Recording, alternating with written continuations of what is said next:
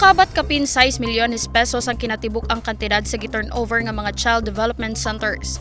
Amaw mga pasilidad anaa sa Barangay Gasi ug Barangay Liberty sa lungsod sa Lagindingan. Adunay kadakon nga tag 81 square meters nga adunay activity area, play area, study area, nap area ug mga comfort rooms. The classroom makes the students nga more sila nga excited mo anhi, more sila mag-looking forward nga mo anhi kay new classroom, new views, then every day it will kanila mo inganyo sila nga mumatao sayo. Samtang mipaabot usab og pasalamat si Lagindingan Mayor Diosdado Obsioma sa mga proyekto nga gipaabot sa iyang lungsod tungod kay magamit pa kini sa mga daghanang panghenerasyon sa mga magtutungha.